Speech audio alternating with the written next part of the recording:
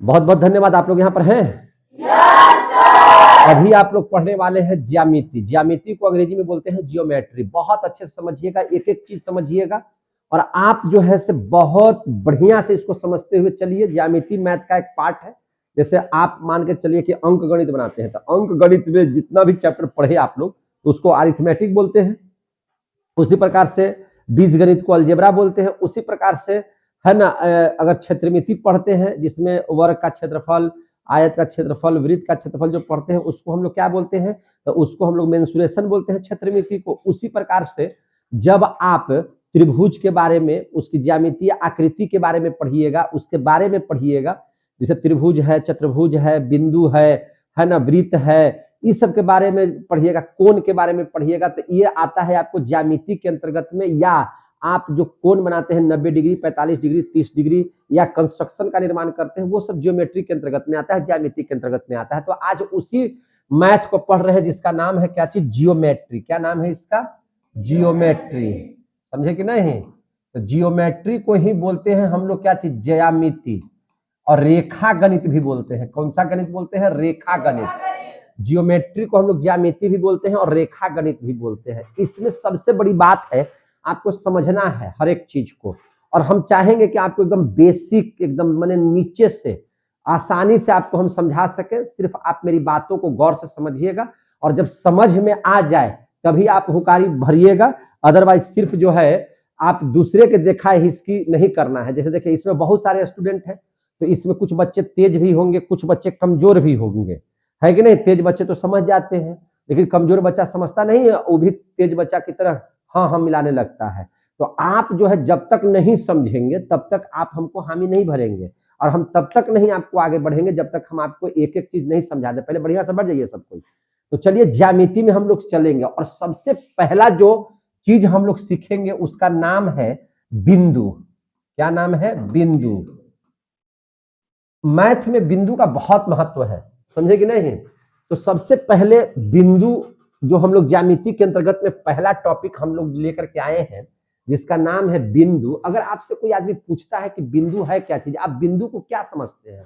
बिंदु बोले तो देखिए, एक हम ऐसे कर दिए, देखिए तो ध्यान से, अगर ऐसे करें तो बिंदु है कि नहीं है? ये बिंदु है कि नहीं है? इसी को तो बिंदु कहते हैं। एकदम एक पॉइंट दे दीजिए तो उसको क्या बोलेंगे? पॉइंट। पॉइंट अंग्रेजी शब्द हो गया, उसी को हिंदी में क्या बोलते हैं? बिंदु बोलते हैं। तो आपसे अगर कोई पूछेगा कि आप बिंदु के बारे में क्या जानते हैं, आप बिंदु के बारे में क्या बता सकते हैं, तो देखिए आखिर है तो ये भी कोई चीज तो है, ये है, इसका महत्व तो है कि नहीं? इसका महत्व तो है। तो क्या इसका महत्व है? तो ये जो बिंदु है, अगर इसके बारे में कोई आपसे चर्चा करे तो आप उसको बताइए, आप समझिए इस चीज को। क्या समझना है? तो बोलेंगे एक ऐसी ज्यामितीय आकृति है, बिंदु जो है एक ऐसी ज्यामितीय आकृति है, एक ऐसी ज्यामितीय आकृति है कि नहीं? कैसी ज्यामितीय आकृति है वो समझ लीजिए। तो बिंदु एक ऐसी ज्यामितीय आकृति है। अब हम आपको बताइए, हमको अगर हम इससे पूछेंगे, ये बिंदु हमने जो दिया है, हम इसको बोलते हैं कि आप जरा इसकी लंबाई नापिए, तो क्या इसकी लंबाई नापी जा सकती है? नहीं सर। हम बोलेंगे कि इसकी चौड़ाई नापिए, तो चौड़ाई नाप सकते हैं इसका? नहीं सर। हम बोल रहे हैं कि इसको ऊंचाई नापिए, ऊंचाई नाप दीजिएगा इसका?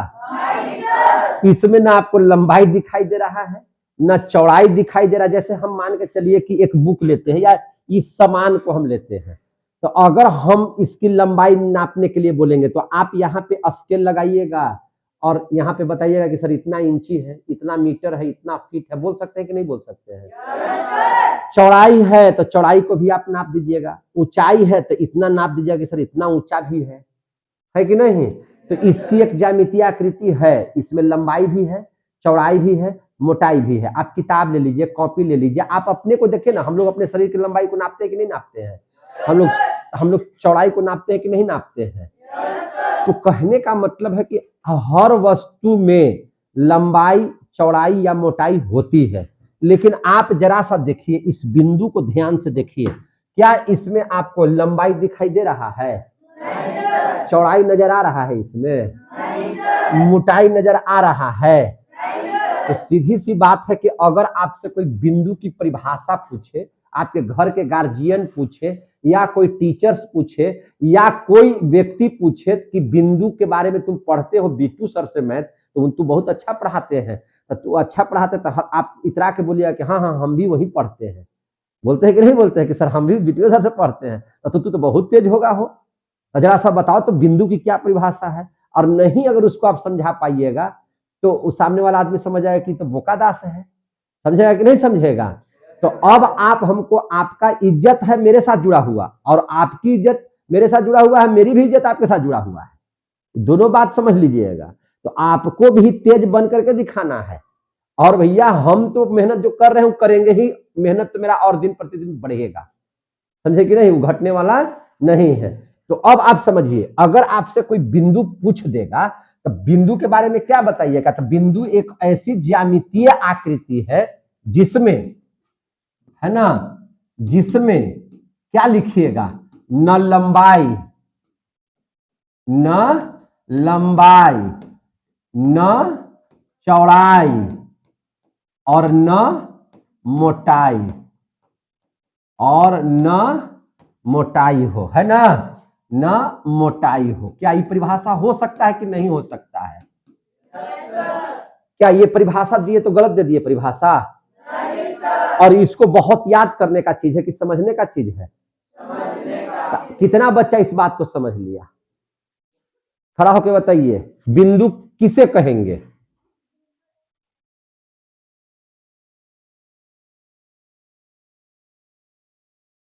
सही बात है भैया, बिंदु एक ऐसा चीज है कि न उसमें लंबाई है, न चौड़ाई है, न मोटाई है कि नहीं? तो सीधी सी बात है, यही इसकी परिभाषा होगी। जब कुछ है नहीं है तो जो नहीं है वही चीज वाला लिख देना है। समझ में आ गई बात?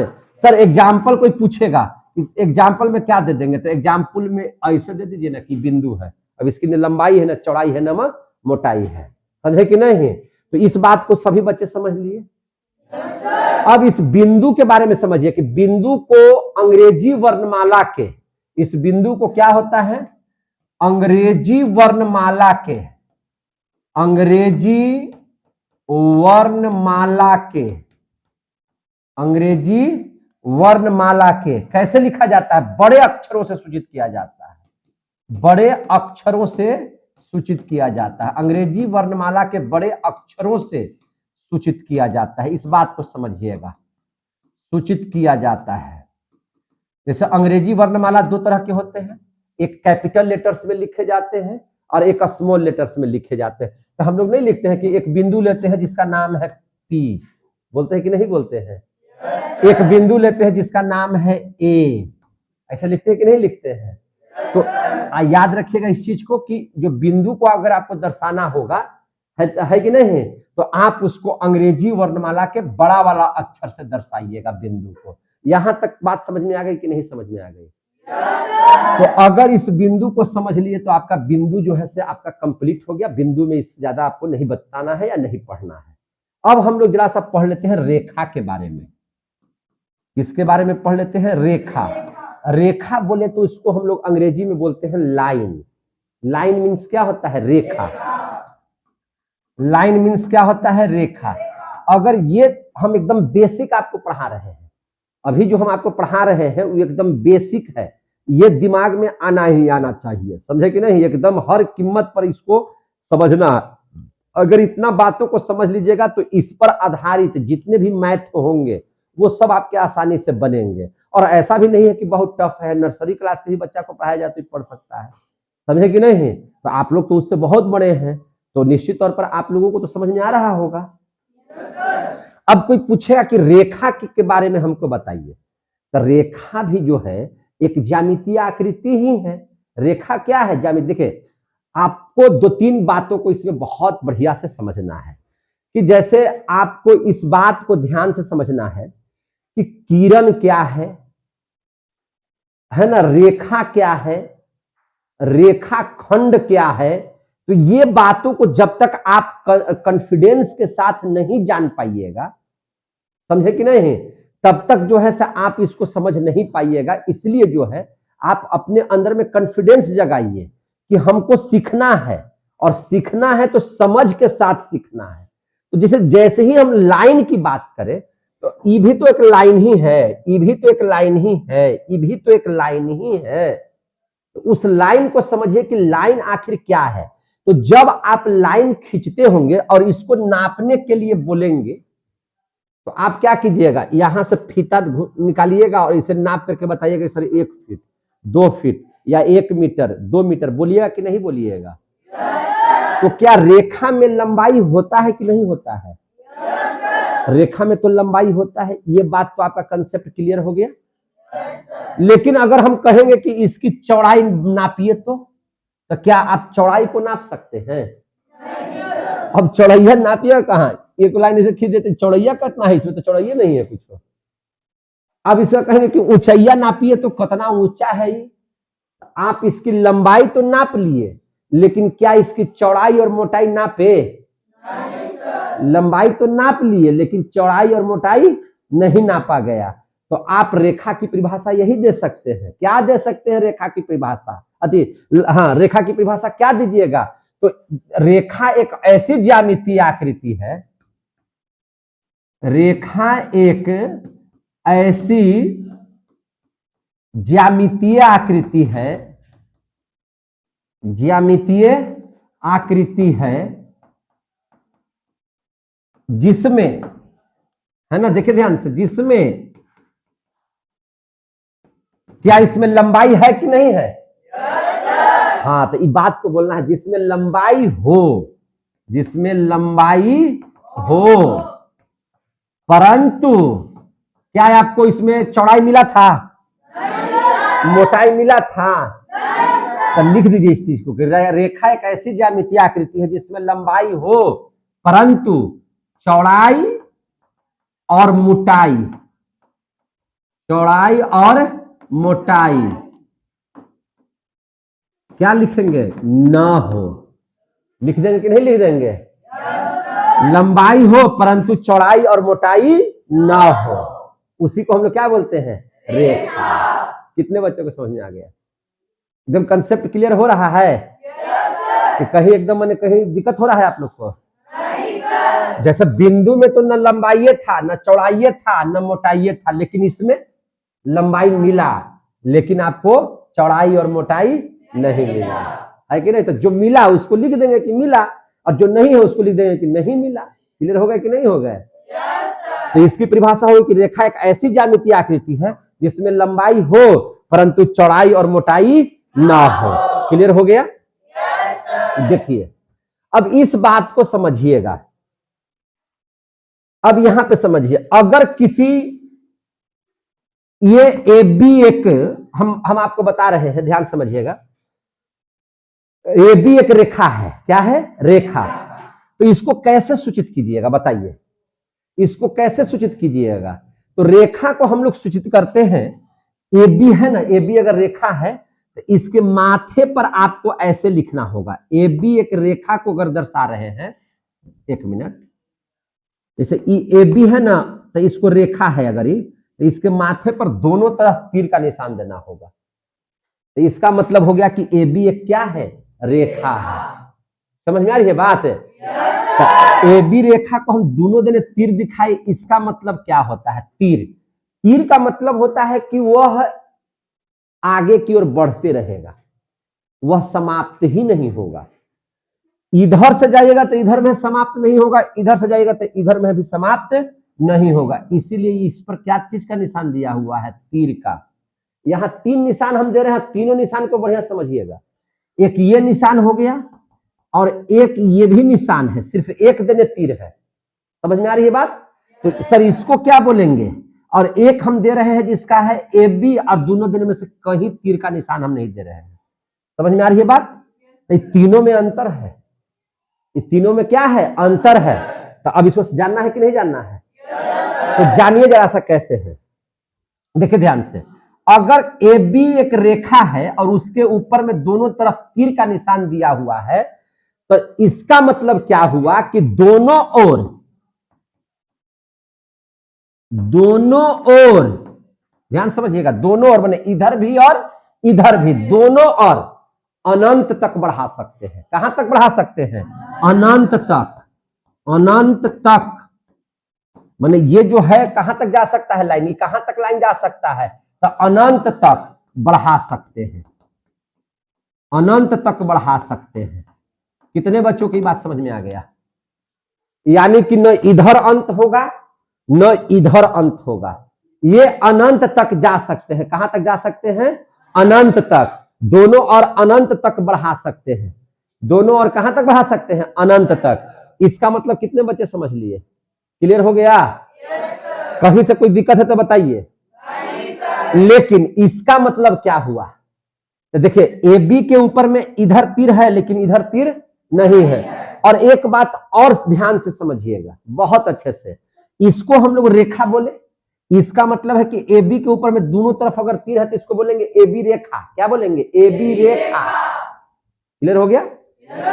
ए बी रेखा। और इसका मतलब होगा कि दोनों और अनंत तक बढ़ा सकते हैं। क्लियर हो गया ना?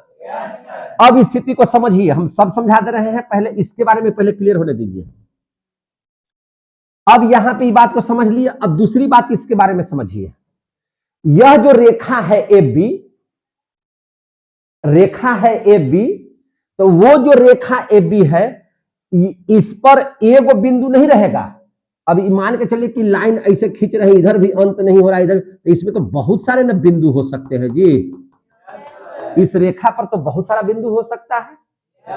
तो आपको ये भी बताना है कि रेखा जो है बिंदुओं का सागर है। अब बिंदुओं का सागर के मतलब क्या? सागर माने होता है पानी का अनंत, माने जहां पे पानी अनंत मात्रा में हो उसी को ना सागर बोलते हैं, महासागर बोलते हैं। तो ये जो रेखा है, तो रेखा पर जो बिंदु है, तो देखिए ना, यहाँ पे बिंदु, यहाँ बिंदु, यहाँ बिंदु, यहाँ बिंदु, गिनते रहो क्या को बिंदु हुआ? गिन पा रहे हो? गिन पा रहे हो? तो यानी कि रेखा पर बिंदुओं की संख्या कितनी है? अनंत। रेखा पर बिंदुओं की संख्या कितनी है? अनंत। इसका मतलब क्या हो गया? तो इसका मतलब इस बात को ध्यान से समझिए कि रेखा, जो रेखा है ना, वह बिंदुओं का सागर है। रेखा बिंदुओं का क्या है?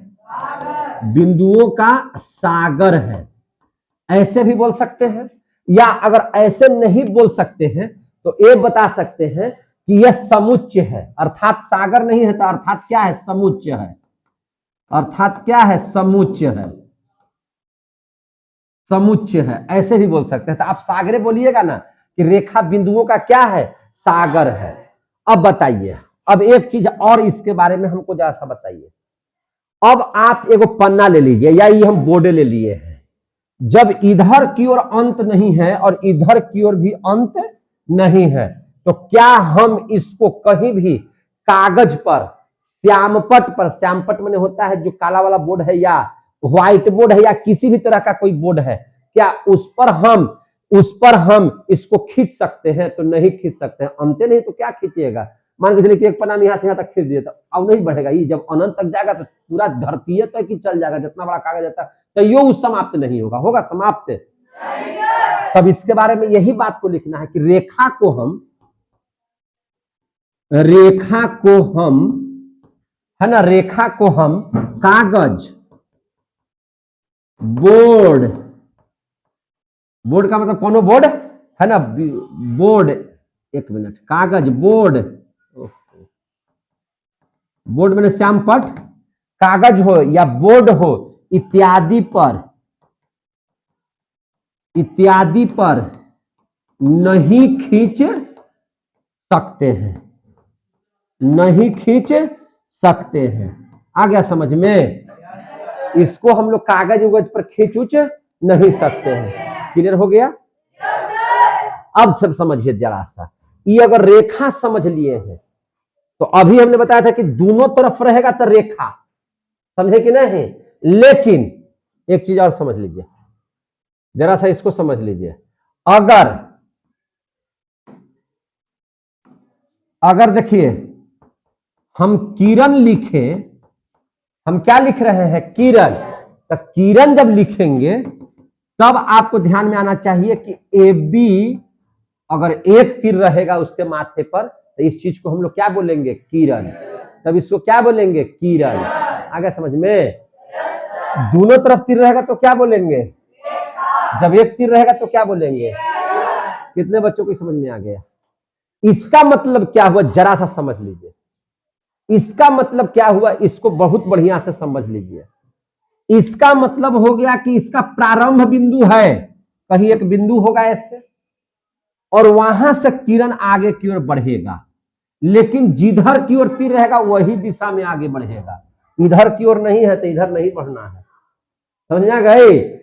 कहां तक जाएगा? जब तीर का निशान दिले है तो अगर यहां से गोली निकला, समझे कि नहीं, लगातार अनंत तक जाएगा, एकदम खत्म नहीं होगा, एक के दिन में जाएगा, ये दोनों दिन में जाएगा, लेकिन ये एक के दिन में जाएगा।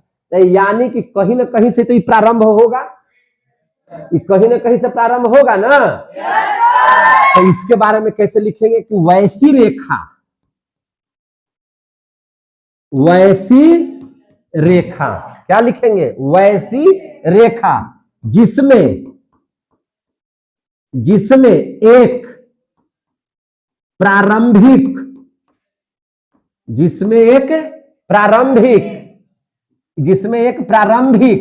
प्रारंभिक मैंने जहां से प्रारंभ किया जा सके, मैंने प्रारंभिक बिंदु निश्चित हो, प्रारंभिक बिंदु निश्चित हो, प्रारंभिक बिंदु क्या हो? निश्चित हो।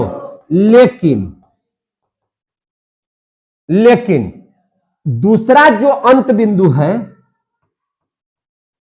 दूसरा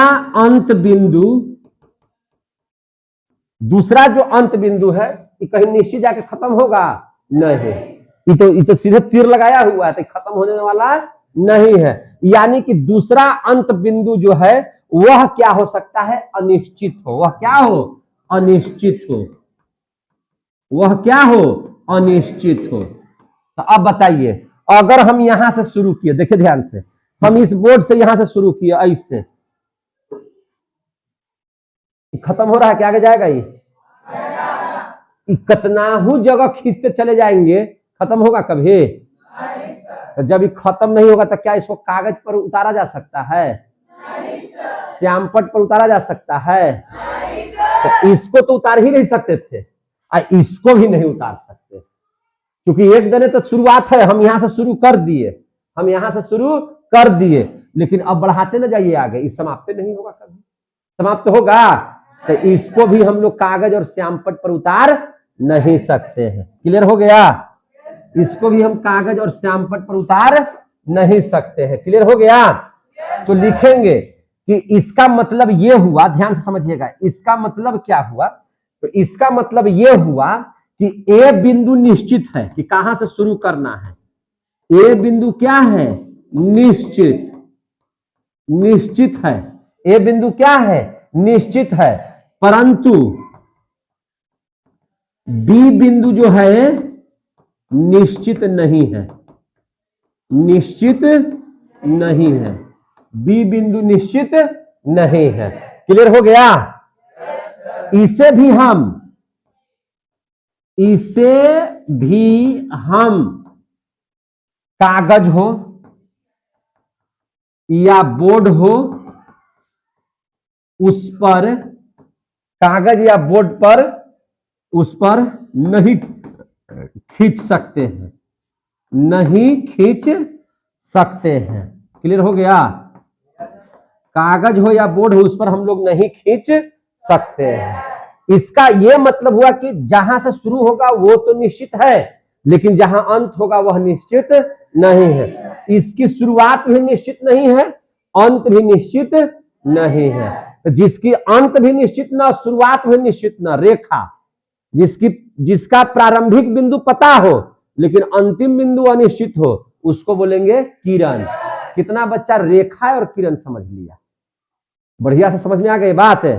तो कोई व्यक्ति अगर आपसे रेखा की चर्चा करे या बिंदु की चर्चा करे या किरण की चर्चा करे, है ना, तो आप लोग जवाब बढ़िया से दे सकते हैं कि नहीं दे सकते हैं? समझ में आ रहा है? और एक लाइन और हम बताए थे, क्या बताए थे? तो उसका नाम है रेखाखंड। क्या नाम है? रेखाखंड। रेखाखंड जिसे मान के चलिए कि ए बी रेखाखंड है, तो इस पर खाली एगो पाई पर आएगा, क्या हो जाएगा, एक ठो सिर्फ पाई डाल देंगे। इस पर दोनों देने तीर रहता तो रेखा हो जाता, एक देने रहता तो किरण हो जाता, लेकिन दोनों देने में से किधर भी तीर का निशान नहीं है, तो इसको हम लोग बोलेंगे रेखाखंड। क्या बोलेंगे, रेखाखंड। इसको हम लोग बोलेंगे रेखाखंड। क्या बोलेंगे, रेखाखंड। अब देख लीजिए रेखाखंड किसे कहेंगे, तो रेखाखंड रेखा का एक भाग होता है। रेखाखंड जो है रेखा का एक भाग होता है। रेखा का एक क्या होता है, भाग होता है कि नहीं। इसका मतलब हो गया कि इसकी शुरुआत का भी पता है और अंत का भी पता है। शुरुआत कहां से होगा ये भी पता है, और अंत कहां जाकर के होगा ये भी पता है। जैसे देखिए ये रेखा है ऐसे, इसका तो अंत सुनिश्चित है, अथी अंत सुनिश्चित है, इसका तो अंत सुनिश्चित नहीं है। ये तो इधर में भी बढ़ सकता है इधर, लेकिन इसी में से आधा से यहाँ काट दिया, यहाँ काट दिए, तो ये तो पता ना है कि यहां से हम काटे हैं तो ई बिंदु, और यहां से काटे हैं ई बिंदु, तो ई बिंदु से ई बिंदु पर ये क्या हो गया, रेखाखंड। ये क्या हो गया, रेखाखंड। क्लियर हो गए। रेखाखंड रेखा का वह भाग होता है जिसकी लंबाई निश्चित है, जिसकी लंबाई निश्चित है, जिसकी लंबाई क्या हो, निश्चित हो, जिसकी लंबाई क्या हो, निश्चित है, जिसकी लंबाई क्या है, निश्चित है। याद हो गया कि नहीं हो गया, कंप्लीट होगा कि नहीं हो गया। अब इस ए बी रेखाखंड के बारे में समझ लीजिए, यानी कि इसमें जो ए बिंदु होगा और ए और बी है ना, ए और बी दो अंत बिंदु निश्चित है, दो अंत बिंदु निश्चित है। मान के चलिए कि निश्चित है, यानी कि शुरुआत भी पता है अंत भी पता है। तो शुरुआत भी अगर पता है और अंत भी पता है तो क्या इसको हम कागज पर नहीं छाप सकते हैं, आराम से छप जाएगा। मान लो कि 10 सेंटीमीटर का रेखाखंड है, 10 सेंटीमीटर इतना ही बड़ा होता है, इसको कागजों पर छाप लिए, बोर्डों पर छाप लिए, हाथों पर छाप लेंगे ना, छाप लेंगे जी। तो यानी कहने का मतलब ये हो गया कि ए और बी दो अंत बिंदु तो निश्चित हैं, तो इसे हम कागज, बोर्ड है ना, कागज हो, बोर्ड हो है ना, पर खींच सकते हैं। क्या कर सकते हैं, खींच सकते हैं। क्लियर हो गया। तो अब कितना बच्चा को पता चल गया कि इस जैसे पी क्यू, अच्छा ऐसे लिखा हुआ है P Q I P Q, कितना बच्चा बता सकता है कि इस पी क्यू क्या है, ये रेखा हो गया। ये क्या है, किरण। ये क्या हो गया, क्लियर हो गया। जितने बच्चों को पता हो गया, जो बच्चे सीख गए हैं, वो आप अपने लिए बजा लीजिए कि हाँ भैया हम जाने गए। समझ में आ गई बात। अब देख लीजिए इतना तक तो आप लोग समझ गए, बहुत अच्छी बात है। ज्यामिति पढ़ने में अच्छा लग रहा है आप लोगों को, और समझ में आ रहा है सब कुछ,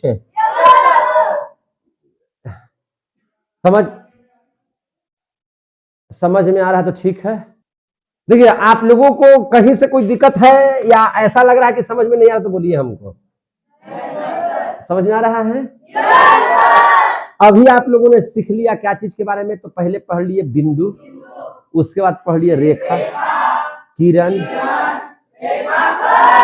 आगे समझ में, यही ना बात है। देखिए रेखाखंड के बाद आप लोग एक और टॉपिक समझिए जिसका नाम है, देखिए ध्यान से क्या नाम है उसको समझ लीजिए। जब एक एक चीज क्लियर कर लेंगे, बस शर्त इतना ही है कि यहां से जाने के बाद आप उसको नोट कर लीजिए। समझ में आ गया, दिमाग में हटा दिए।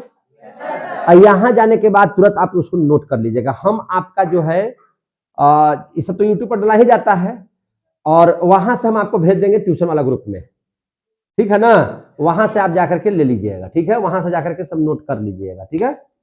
अब समझ लीजिए संरेख बिंदु, संरेख, संरेख सर क्या है, इसके बारे में जरा समझा दीजिए। बहुत जगह हम देखते हैं संरेख, या इसी को बोलते हैं एक रेखीय, क्या बोलते हैं? एक रेखीय। क्या बोलते हैं? एक रेखीय। समझ में आ गई बात है? इसको हम लोग बोलते हैं संरेख भी बोलिए या एक रेखीय भी बोलिए, एकदम आसान है। आपको करना क्या है सो समझिए। देखिए, तीन बिंदु, तीन से कम नहीं रहना चाहिए बिंदु, तीन से ज्यादा रहे तो काम चलेगा, समझे कि नहीं?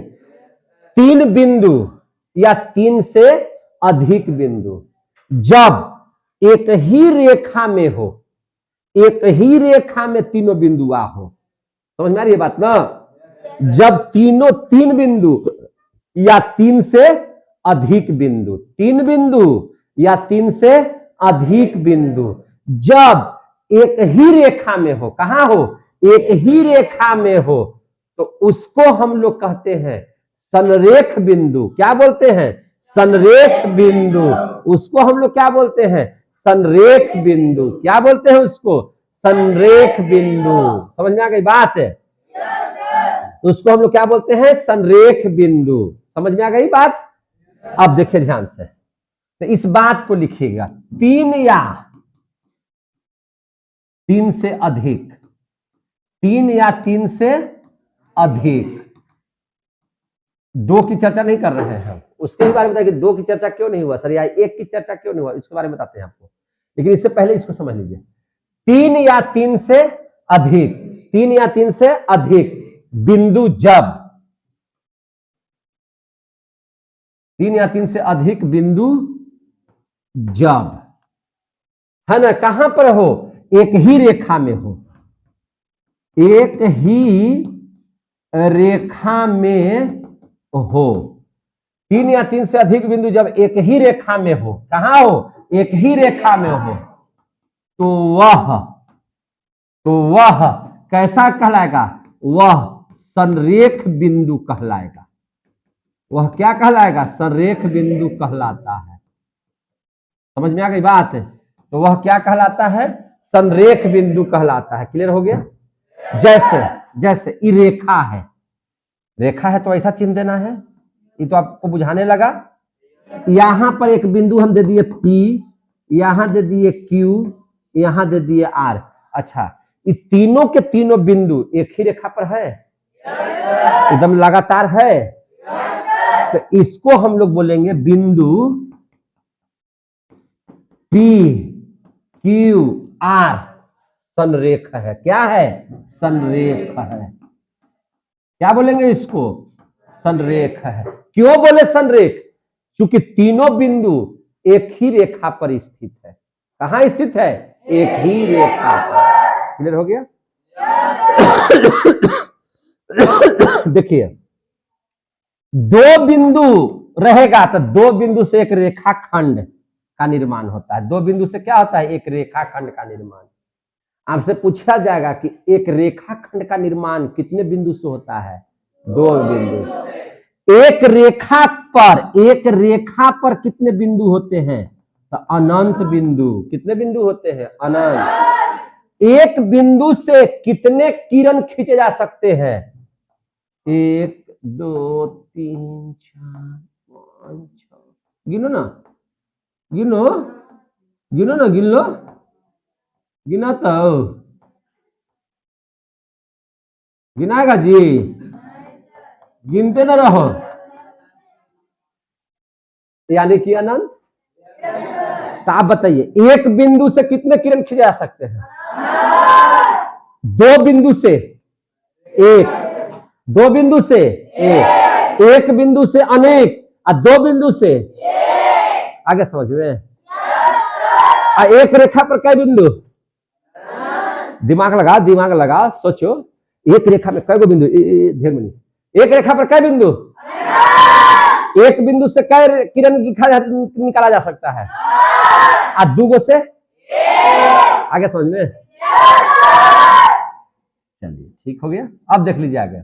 अच्छा, तो इसीलिए आप समझिए कि तीन बिंदु कह लिया गया से। अगर तीन बिंदु अगर एक ही रेखा पर हो तो संरेख, और न हो, मान लिया जाए कि रेखा इसे है, और यहाँ दो बिंदु P है, यहाँ पे Q है, और एगो बिंदु यहाँ पर R है, तो क्या तीनों एक सिद्ध में है? क्या तीनों बिंदु एक रेखा पर है? तो संरेख का उल्टा हो जाएगा असंरेख, तो उसको बोलेंगे असंरेख बिंदु। उसको क्या बोलेंगे? असंरेख। तो अब हम लोगों को यही पढ़ना है, असंरेख। क्या पढ़ना है? असंरेख। असंरेख, या इसको बोले थे एक रैखिक, तो इसको बोलेंगे नैक रेखी। नैक रेखीय, नैक रेखीय, इसका उल्टा हो गया। 3 या 3 से अधिक बिंदु जब एक ही रेखा में हो, इसमें लिखेंगे 3 या 3 से अधिक बिंदु, अधिक बिंदु जब एक रेखा पर न हो, एक रेखा में न हो, तो वह असंरेख बिंदु कहलाता है।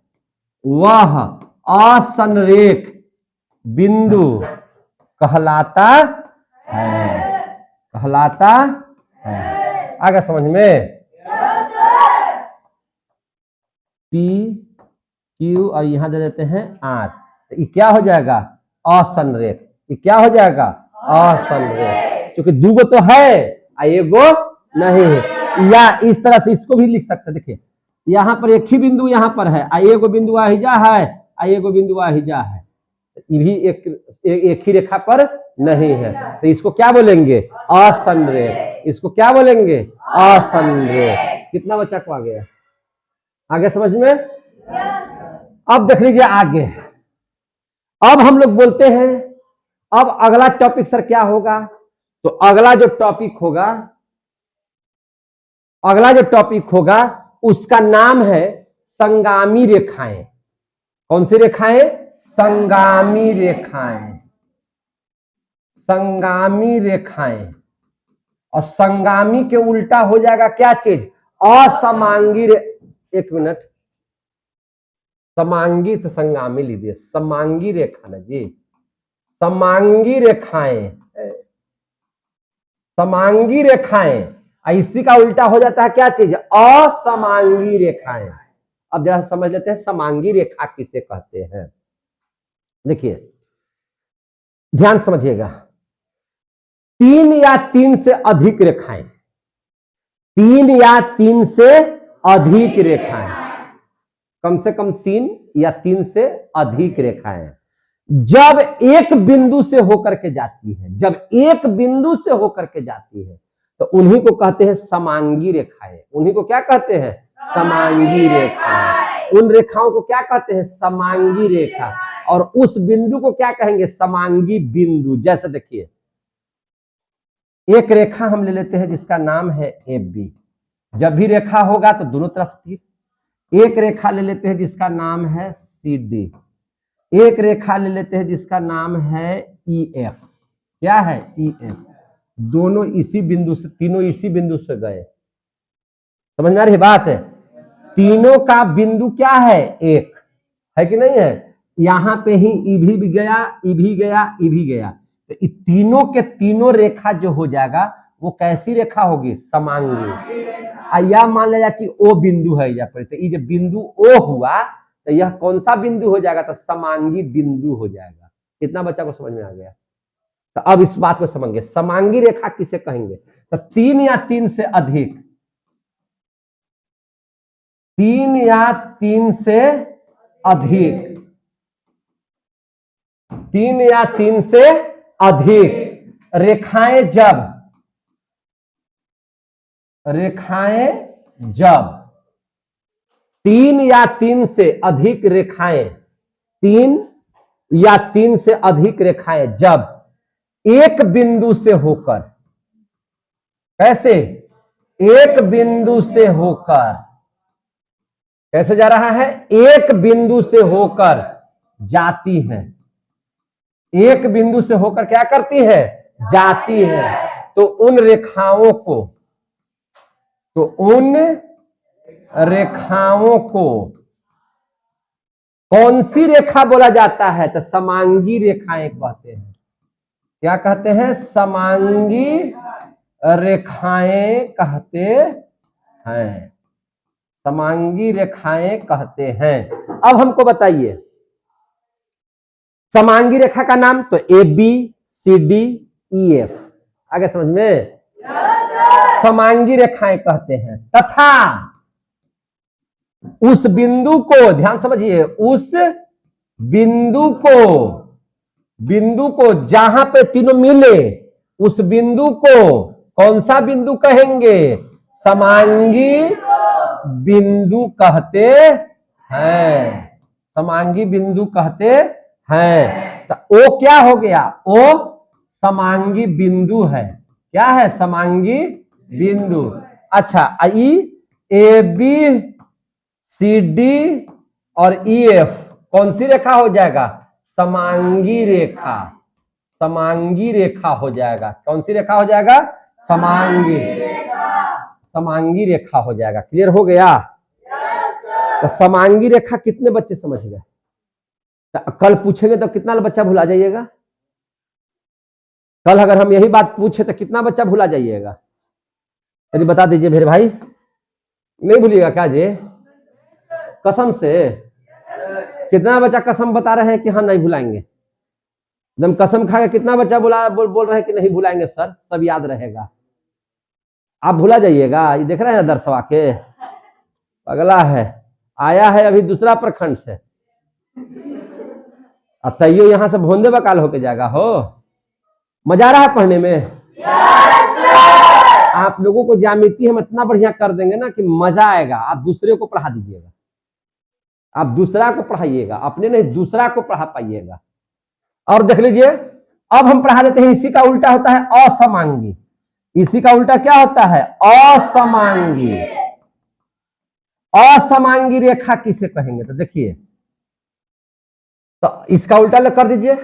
3 या 3 से अधिक रेखाएं जब एक बिंदु से होकर न जाती हैं तो उन रेखाओं को समांगी रेखा कहेंगे, है कि नहीं?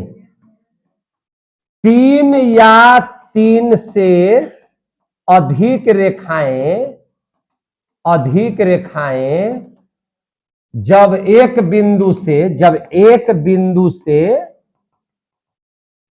जब एक बिंदु से होकर न जाती हो, आ गया समझ में? तो उसको क्या बोलेंगे? न जाती हो, उससे हम लोग कहेंगे असमांगी रेखाएं। असमांगी रेखा कहते हैं। क्लियर हो गया? अब देखिए ध्यान से, अब क्या स्थिति होगा? देखिए एक बात नोट करके लिखते हैं, इजा पढ़ी। देखिए क्या लिख रहे हैं। 2 रेखाएं अगर आपस में कटेगा तो एक ही बिंदु पर कटेगा। अगर मान के चले कि देखिए एक रेखा है ऐसे और एक रेखा ऐसे है, तो कई बिंदु पर कटा? एक ही बिंदु पर न कटेगा। आप ऐसे कोई रेखा खींच देते हैं, देखिए ऐसे, एगो रेखा इसे खींच देते हैं, इसका मतलब आप समझते हैं क्या हो गया से? इसका मतलब ये हो गया कि दोनों तरफ बढ़ेगा। तो ये अभी बढ़ रहा है ऐसे, आई बढ़ रहा है ऐसे, तो कटेगा कि नहीं कटेगा? कटिए जाना है, आगे कि नहीं? लेकिन अगर एक रेखा ऐसे जा रहा है, एकदम ठीक 5 सेंटीमीटर की दूरी पर दूसरी रेखा जा रही है, तो यहां भी अगर 5 सेंटीमीटर है और यहां भी 5 सेंटीमीटर है, तो दोनों कभी कटेगा आपस में? कभी नहीं कटेगा।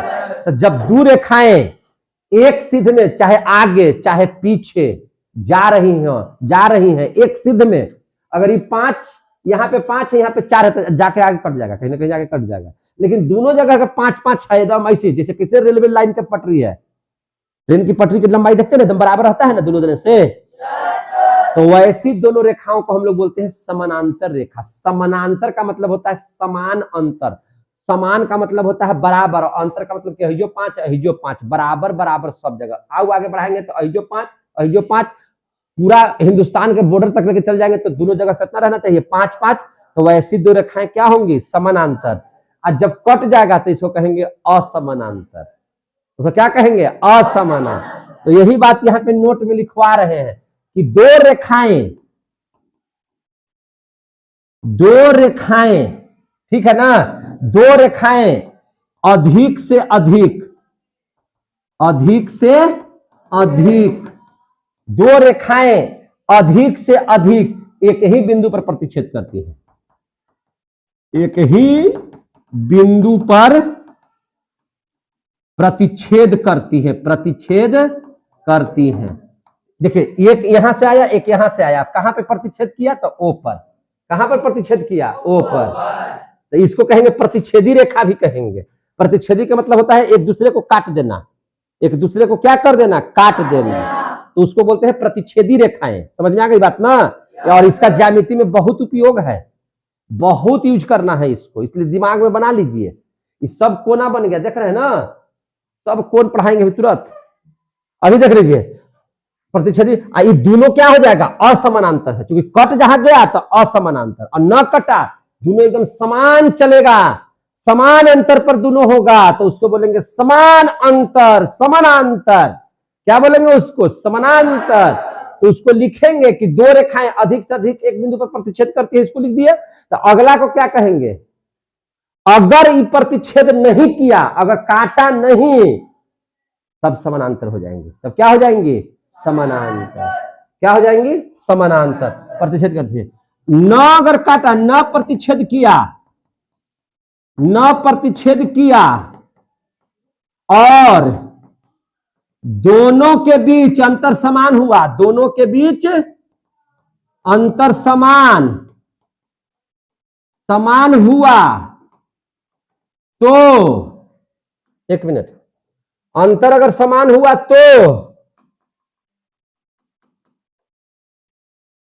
तो उसे समानांतर रेखा कहेंगे, समानांतर रेखा कहते हैं। अब इस दिमाग में लगा लीजिएगा, देखिए बहुत बढ़िया से। जैसे ई वाला पट्टी देखिए, बोर्ड का ई वाला पट्टी देखिए, ई बोर्ड का ई वाला पट्टी देखिए, तो इन दोनों के बीच की दूरी समान है कि नहीं है? तो ये दोनों पट्टी क्या हो जाएगा? समानांतर हो जाएगा। क्या हो जाएगा? समानांतर। जैसे देखिए ध्यान से, क्या दिक्कत है जी? ये दीवार देखिए, दीवार देख रहे हैं? ये दीवार देखिए, ये दीवार दोनों के देखिए, दोनों के बीच की दूरी अगर यहां से यहां 13 फीट है, अगर वो भी 13 फीट है, तो ये दोनों दीवार समानांतर होगा। ये दोनों दीवार क्या हो जाएगा? समानांतर। अब चलिए, अगर ये दीवार इधर का और उस साइड का दीवार, ये दोनों के बीच की दूरी 18 फीट है, इधर से भी और वहां से भी, तो ये दोनों दीवार क्या हो जाएगा? समानांतर। यानी कि अंतर दोनों का क्या है? समान है। आपस में दोनों कभी भी नहीं मिलेगा। समानांतर का मतलब होता है, देखिए समानांतर, ये देखिए शब्द समझिए, समानांतर, समानांतर को दो भाग में कीजिए। समान अंतर, समान माने होता है बराबर, समान माने बराबर, और अंतर माने दोनों के बीच का गैपिंग, दोनों के बीच का गैपिंग। तो दोनों के बीच का गैपिंग अगर बराबर है तो वैसी दो रेखाएं समानांतर होंगी। अब बराबर नहीं है, जैसे देखिए एक और बात समझ लीजिए, जैसे यहां से ई रेखा है और यहां से एक रेखा ऐसे है। अब बताइए, यहां पे दूरी है 5 और यहां की दूरी है 3, क्या दोनों समान अंतर पर है? नहीं, दोनों समान अंतर पर है? नहीं। अब स्थिति देखिए, इसको जब आगे बढ़ाइएगा ना तो ऐसे जाएगा, इसको आगे बढ़ाएगा तो ऐसे, कहीं ना कहीं जाके कट जाएगा। जब समान अंतर नहीं रहेगा तो कटेगा, वो समान अंतर नहीं रहेगा तो क्या हो जाएगा? कट जाएगा। तो जो रेखाएं कट जाएंगी, यानी कि जिनके बीच समान अंतर नहीं होगा तो असमानांतर, और जिसके बीच समान अंतर होगा उसको समानांतर। कितने बच्चे समझ में आ गया? समझ में आ गया सबको? समय बहुत ज्यादा हो गया है, समय देख लीजिए बहुत ज्यादा हो गया, 5:15 होने वाले हैं, ठीक है ना? यहां तक समझ में अगर आ गया जितने भी बच्चों को,